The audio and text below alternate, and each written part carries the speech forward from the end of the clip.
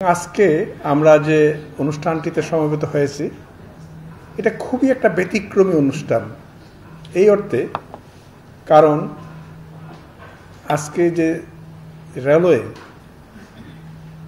আনুষ্ঠানিকভাবে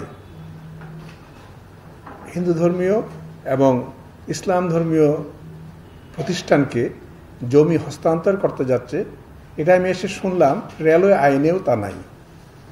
ফলে ওনাদের এই কাজটি করতে গিয়ে অনেক অনেক পথ পাড়ি দিতে হয়েছে।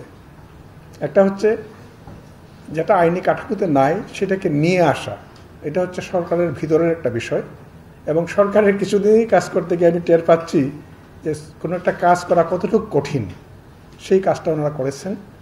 দ্বিতীয় সমস্যা যেটা আমি বোধ করেছি আমাদের পূর্বের যারা বলেছেন তাদের কথা থেকেই, বিভিন্ন রকম সামাজিক বাধার প্রসঙ্গ ছিল, সেইগুলোকে ওনারা অতিক্রম করেছেন। উদ্দেশ্য কি? উদ্দেশ্যটা খুব মহৎ। প্রকৃতপক্ষে যে কোনো আধুনিক রাষ্ট্রেই প্রত্যেক নাগরিক রাষ্ট্রের ক্ষেত্রে সমান অধিকার ভোগ করবেন, এইটাই যে কোনো আধুনিক রাষ্ট্রের মূল কথা।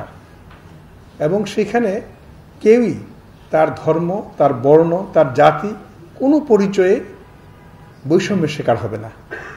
এবং এই বিষয়টা আমাদের দেশে হচ্ছিল না বলেই, আমাদের দেশে বৈষম্য পুঞ্জীবিত হচ্ছিল বলেই মানুষের মধ্যে ক্ষোভের সঞ্চার হয়েছে, এবং 24শে জুলাই গণ অভ্যুত্থানের মাধ্যমে মানুষ এর প্রতিকার চেয়েছে।